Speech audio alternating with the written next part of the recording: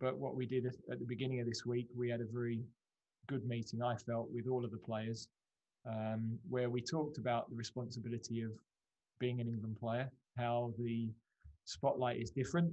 You know, when the story was in the paper earlier in the week, there was no mention of the clubs the players play for. They were cast as England players, even though they weren't with us.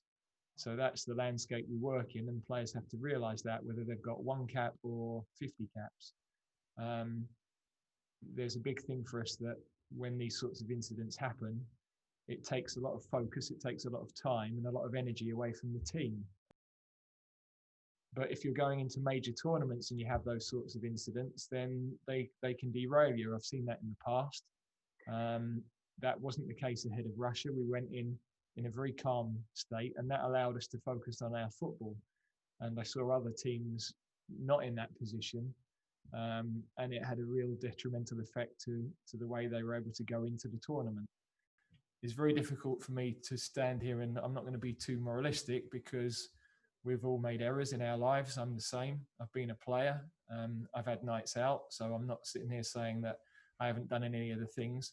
We're living in really unique times with the COVID regulations, and everybody from politicians to businessmen to footballers are having, have erred within that field.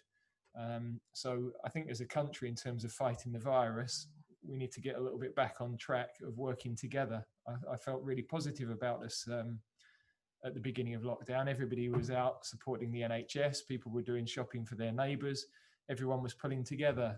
There's a lot of disharmony now, and we are all in this situation together. And I think we've got to work together to pull through it as a country.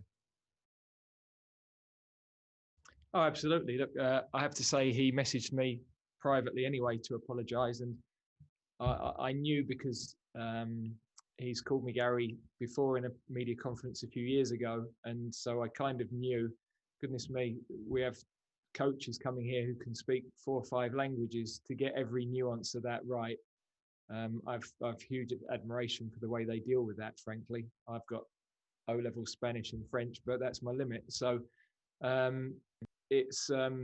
had no issue with that at all. I said to him, he's only one Gareth that he's got to get right, and he'll score all the goals for him this year. So from my point of view, not an issue at all.